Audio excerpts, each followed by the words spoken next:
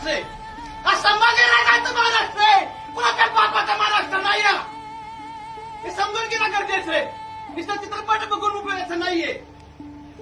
तर या राजासारखं जगायची का, या राजासारखं मरायची का, आणि या मावळ्यासारखं लढायची का. प्रामाणिकपणे जगा, एकमेकाला मदत करा.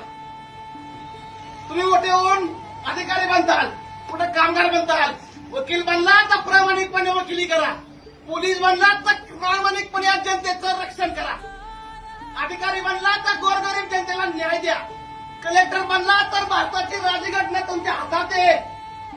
समाजाचं कल्याण करण्याचा अधिकार तुम्हाला आहे. हे समजून घ्या. चित्रपट बघून उपयोगाचं नाहीये. त्यांचा वाचलेला इतिहास स्मरण गरजेचं आहे. इतिहास बघा, वाचा, इतिहास घडवा. आज आपल्या महाराष्ट्राला पुन्हा शिवाजी महाराजांची गरज आहे.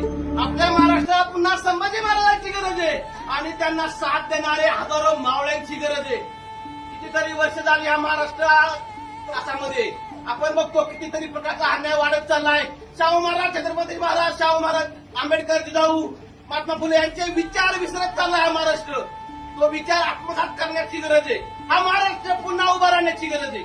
हे समजून घ्या बाळांनो, हे समजून घ्या. नुसतं चित्रपट बघून उपयोगाचा नाही, आपले विचार समजून घ्या. खरंच या समाजाला माझं सांगणं आहे, नुसतं चित्रपट बघू नका. जिथं अन्याय होत असेल, अन्यायाची लढा, एकत्र या. त्या चुकत्या रावणांचा वध करा.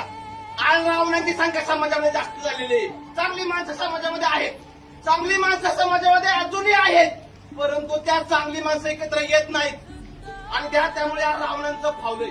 एकत्र येणं गरजेचं आहे आणि त्या रावणांचा वध करणं गरजेचं आहे बाळांनो. हे समजून घ्या, हे समजून घ्या, विचार समजून घ्या. हा महाराष्ट्र पुन्हा घडवा, हा देश पुन्हा घडवा. धन्यवाद.